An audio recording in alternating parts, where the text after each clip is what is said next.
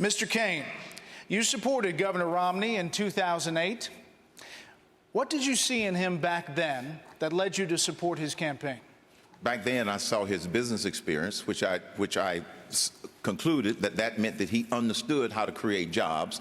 And like then and now, the creation of jobs is one of the most critical issues that we have in this country. That's why I supported him. I'm running now rather than supporting Mr. Romney because he did not win. So I'm going to try my time. Thank you, Mr. Kaine. Chris. Governor Pawlenty, you've been campaigning for months, especially in Iowa. Mike Huckabee is still considering whether to even run, and he's already beating you quite badly in the polls, even in Iowa. Sir, if he gets in this race, are you out of business? I love the Huck. I know him. He's been a colleague of mine and a friend, and I know Janet, his spouse. He's a wonderful man, and he's got a big heart, and he's got a lot of talent, and he cares about this country, and I appreciate him very much. But my views and his views may not always line up. I think they mostly do in many things. But no, I'm planning to be in it if I decide to do this, to win it in Iowa, New Hampshire, South Carolina, and everywhere else. And I'm still not very well known outside of Minnesota. And as I get better known, I'm getting more and more support. So I think the momentum is on my side. Shannon Bream. Congressman Paul, a lot of folks consider you the founding father of the Tea Party movement. Now, Congresswoman Michelle Bachmann has founded and heads up the Tea Party caucus in the House. Has she eclipsed you? Well, she's not here tonight, so she hasn't quite done that.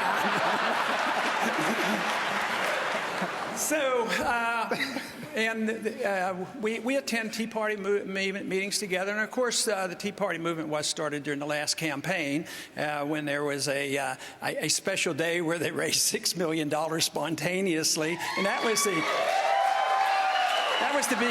the beginning of it. But no, I don't feel threatened. Thank you, Congressman. Juan Williams. Senator Santorum, former House Speaker Newt Gingrich, after pulling out of this South Carolina debate, appears ready to announce his presidential candidacy next week in Georgia. As a social conservative, Senator, do you have a problem with Gingrich's past personal behavior?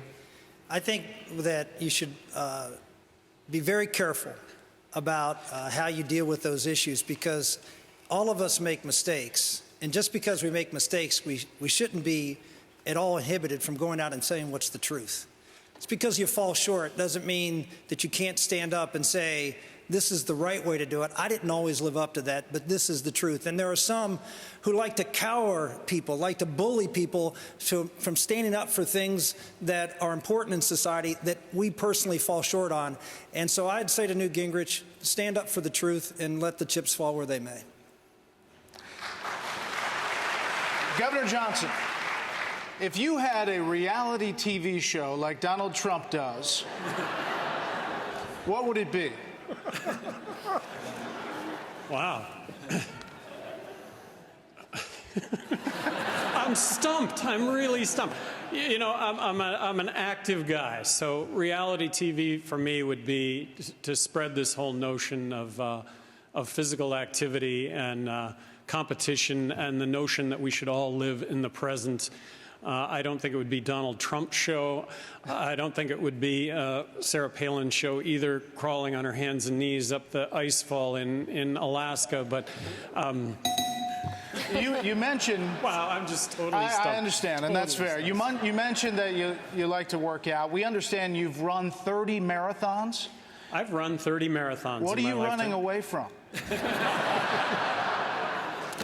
You know, I got to stand on top of the planet also. Had the good fortune to summit Mount Everest, which I thought was, I have a goal to climb the highest mountain on each continent. So now I get to finish my reality show.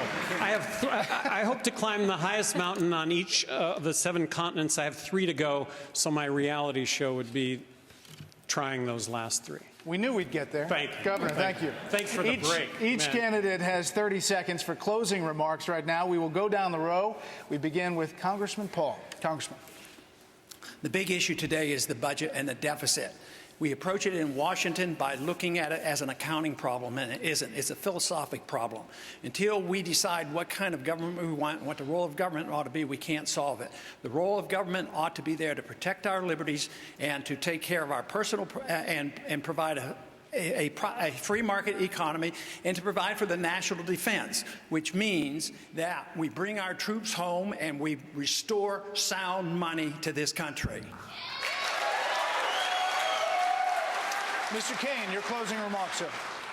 Fellow patriots in this exceptional nation, the United States of America, we need real economic growth, a real energy independence plan, real national security clarity, and we're only going to get it with real leadership, not more positionship. God bless you, and yes, God is blessing America. Governor Pawlenty. As I travel America, it seems too many of our fellow Americans feel that America's best days are behind us. Let me tell you, they are not. I grew up in a working class family. I led my state in a conservative, common sense direction. We can restore America's promise. I know that because I've lived it and I've lived the American dream. But we're going to need to restore common sense, American common sense, to Washington, D.C. I hope you'll join our cause and go to timpawlenty.com to find out more. All right.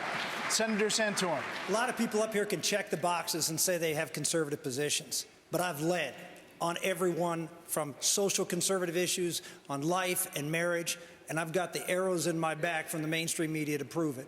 I've led on national security issues, in cases, again, sometimes against President Bush, on issues like the Syrian Accountability Act and the Iran Freedom Support Act. I've been out front on national security issues. I've been out front with your colleague here and my former colleague, Jim DeMint, on Social Security, on Medicare, on welfare reform. I led on welfare reform, ended the only federal entitlement we've ever ended that I'm aware of. I was the one that carried the water on that. It's not just checking the boxes, it's having the courage to lead. Governor Johnson. I'm an entrepreneur that ran for governor of New Mexico, promising to bring a common sense business approach to state government, that everything was going to be a cost-benefit analysis. I got reelected in a state that was 2-to-1 Democrat. I think we're on the verge of a financial collapse unless we balance the budget, and that means some really, really tough choices that are all doable, and they're all doable under the context of a common-sense business approach to the way government does business and a cost-benefit analysis that goes along with everything that government is doing. Gary Johnson, 2012.com.